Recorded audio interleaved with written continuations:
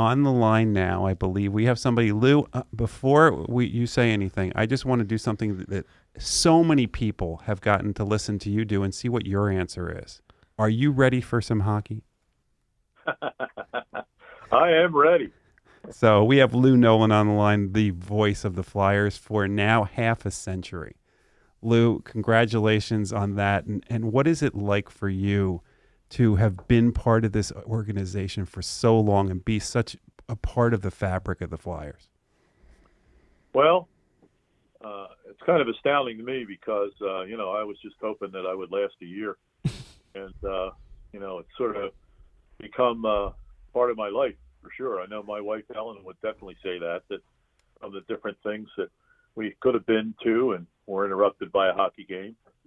There have been many, many of them. And it's a commitment, and it's good fun. I'm happy. I mean, I never, ever thought that 50 years would eclipse. After all, that's pretty ridiculous, And 50 years with an organization like this that kind of treats their players as family and has them come back. Speaking of coming back, last season was completely different. No fans in the arena. What is it like for Lou Nolan to have fans back to respond when you're announcing? Well, it's a two-part answer to that question. Number one is that to set the stage, we played in the bubble 2 years ago, made the playoffs, and there wasn't any ice in the building at all, and no fans. And then we came into the Wells Fargo Center last year with a hockey team for a limited number of games, I think 60, I may be wrong, and no fans. And just trying to do the same quality job that we normally would do. It was simulcast outside to fans that wanted to be part of it.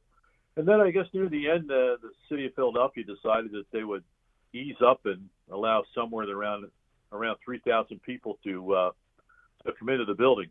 Now, coincident with the COVID situation, the protocol was that all the announcers, 32 of us in the league, would move from the penalty boxes, if we hadn't already been somewhere else, to different locations away from the players.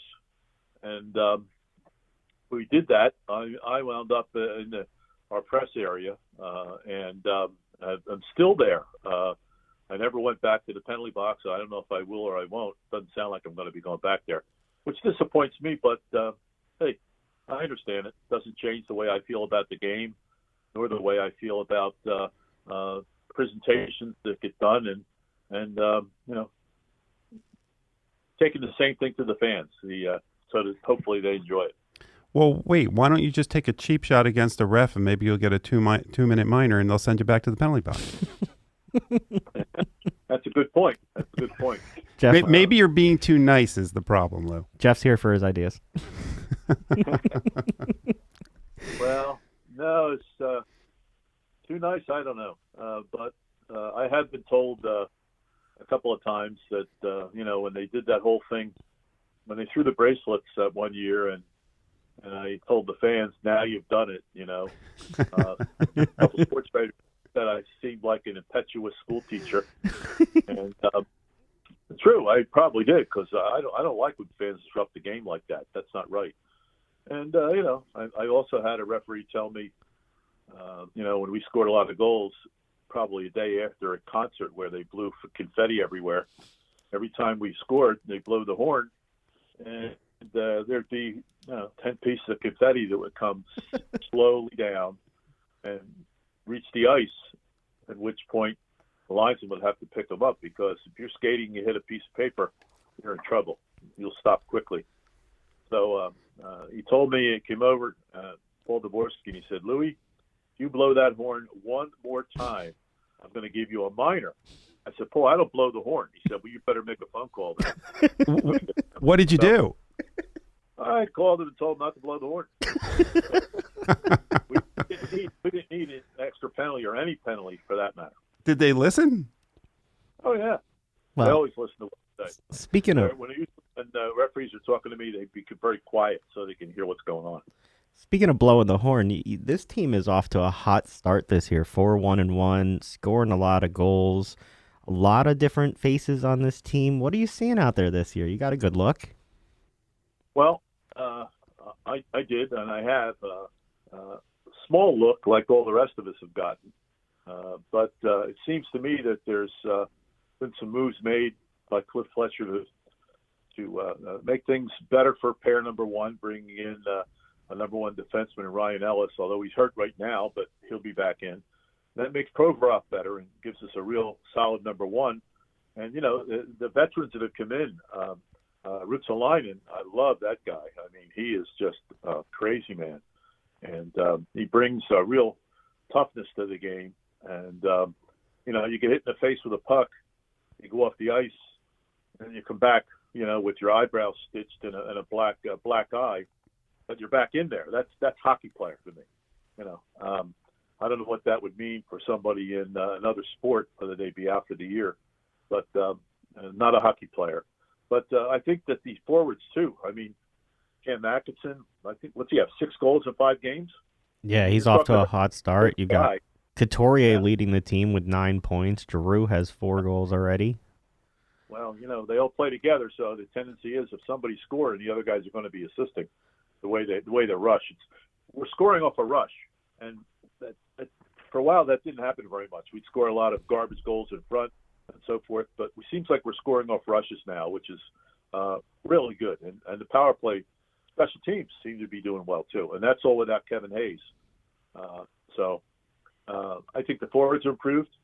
I think the defense is improved, and I guess right now what we're seeing from Martin Jones and Hart, it looks like the goaltenders are going to be good too. So hopefully things are good for us going forward. When you're at a hockey game, to me, there's nothing more exciting than being at a hockey game in person. When you're at a game, I mean, you have a job to do, but is there ever a point when you just get so excited you forget that you're doing what you're doing and just become a fan? No, I would say that doesn't happen.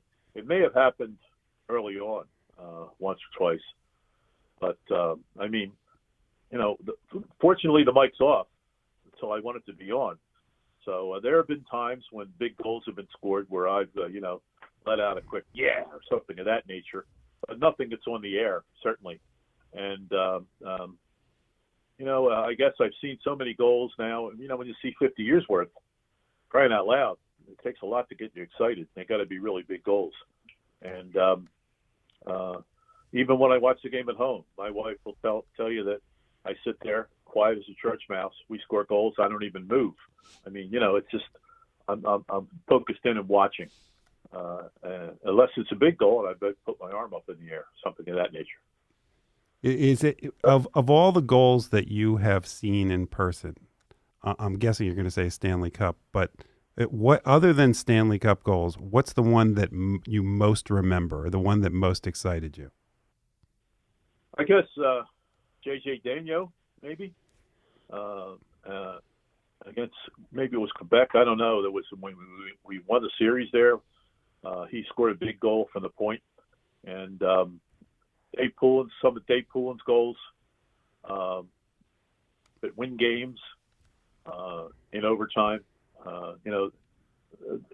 I'm excited when the nice guys get it done, and most of the hockey players are pretty good people. So it's hard to focus on a single goal. I mean, big goals against the Russians. And Joe Watson scored one against the Russians after they came back after going off the ice. I remember Freddie Shiro said Joe Watson set the Russian program back 10 years when he scored. He wasn't exactly a guy that had great hands, I'm curious. You're somebody who's, you talk about the Russians and what the fan experience was like and how crazy it was then. Obviously, there's a lot more pumped in now with fans, but what's your thought on how it's changed the atmosphere in the arena through the years? Well, the Spectrum was a building on its own. I mean, people came to hockey games in the early years, decided that they really loved it. When it was very reasonable to get to a game, and just espoused the Flyers. And the building was electric for some of the big games. My headset would crackle. It was amazing when people cheered. And then in the Wells Fargo Center, first game we had in there, I think, was the U.S. against Canada in one of the Cup games, and that was a really loud game. And of course, in the Stanley Cup games in the finals in 2010, they were loud, and I guess it would have been some of those games where we were really scoring goals that meant a lot. But you could fit the width of the spectrum inside the building. And the pitch of the seats is such that the fans aren't as close to the players. We had 17,000, 77, but the pitch of the stadium was really great for hockey. You never had to stand up if you didn't want to. You could always see over the person in front of you. Of course, they did stand up. Now, you're at a game and it's changed a bit. Some fans aren't sitting close to their old friends.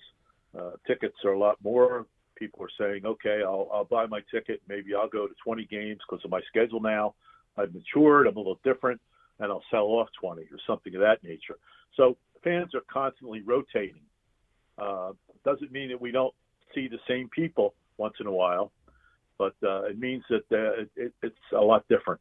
And I don't know. I guess the width and length of the building and the volume that the cheers take, it's just not like the Spectrum was. But hey, maybe this year it will be.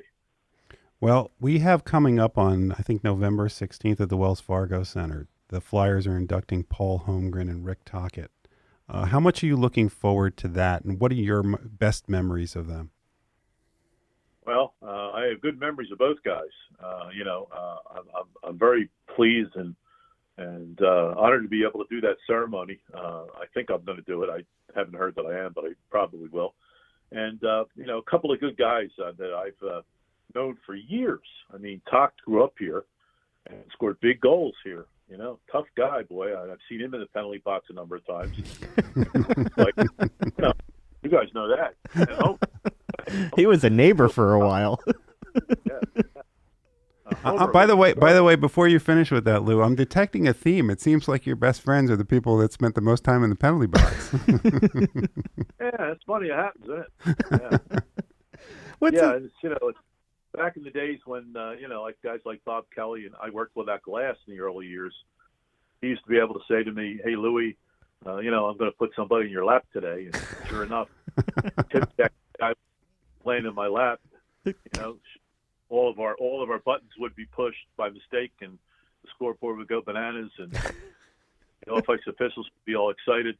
So a lot of stuff happened because of friendships with guys. I mean, I traveled with that team a bit, so I got to know these guys in the Cup years, and good relationships come from that kind of stuff. What's it like for you when everyone gets back together? Terrific. You think of it when you went to your high school reunions and you saw your friends. Just imagine if you go to a group of hockey players who are colleagues, friends, fought together, played together, did all these kinds of things, which I feel like I was really a part of. And you get together for these things like, it's going to happen with the alumni game coming up on the 15th. I mean, it's amazing. It's amazing to see guys and get a chance to talk to them again. We do have an alumni team that Brad Marsh organized that plays. So we see guys come in at different times to play in some of these games. But it's, for instance, nice to see a guy like Robert Esch, come in and play a couple of games with us. And it's fun. It's fun, Danny Briere, guys like that.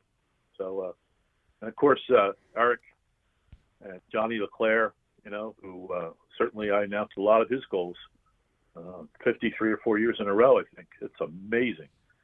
But John knew where to go. He'd go in front of that net, and somehow the puck would get to him, either Renberg or Eric would make a blind pass, and John would be there to swat it past the goalie. You don't have to make every one, but if you get, one out of every 5 shots, maybe 1 out of every 3, you've got a good shooting percentage. You're going to be okay. Lou, we always love when we get some time with you. We know the Flyers will come back from their West Coast trip, and we can't wait to hear your voice. We're so glad you're down there, and we hope they keep playing well for you to see. Thanks so much for giving us a little time. Hey guys, it's great to be on with you. Whenever you get a chance to plug me in there again, please be sure to do it as we get through the year, and hopefully we'll have the same winning percentage as we have right now. We'll definitely keep it up, and we'll call you back. You have a great one, Lou. Take care, guys. Bye-bye.